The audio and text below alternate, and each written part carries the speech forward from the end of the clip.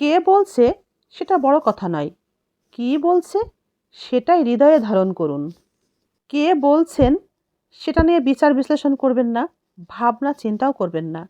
কারণ একজন অতি সাধারণ মানুষও অসাধারণ কিছু পরামর্শ দিতে পারে। পৃথিবীতে আপনি কাকে বন্ধু বানাতে চান? পাখিকে? পাখি কিন্তু আকাশে উড়ে যাবে। তবে কি ফুলকে? ফুলও একদিন ঠিকই ঝরে পড়ে যাবে। তবে ভাবছেন চাঁদকে? নিশ্চয় চাঁদ কিন্তু ঠিকই ডুবে যাবে। এখন নিশ্চয় ভাবছেন বন্ধু বানাতে চান মানুষকে। মানুষ সে তো যখন তখন বদলে যাবে। বন্ধু ছাড়া কি জীবন চলে? তাহলে এই পৃথিবীতে আপনি বন্ধু বানাতে চান কাকে?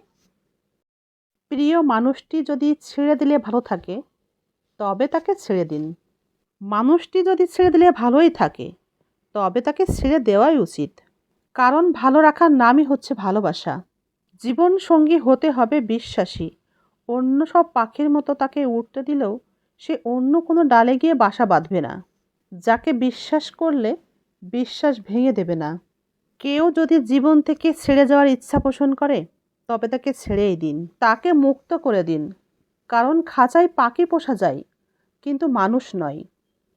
রাগী মানুষ যতই সত্যবাদী হোক, সরল মনের হোক, সে কখনোই জিততে পারে না।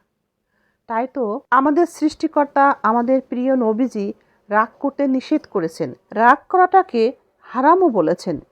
কারণ রাগে নিজের ক্ষতি হয়, অন্যেরা লাভবান হয়। রাগ নিজের ক্ষতি করে শত্রুর উদ্দেশ্য পূরণের সুযোগ করে দেয়। অপরদিকে ধৈর্যশীল ব্যক্তি যদি মিথ্যাবাদীও হয়, তবু সে কিন্তু জিতে যায়। পরিশ্রমী এবং ধৈর্যশীল ব্যক্তি কিন্তু একমাত্র জিতে যায়। সৎ ধৈর্যশীল ব্যক্তি এই দুনিয়াতেও জিতে যায়, আখিরাতেও জিতে যায়।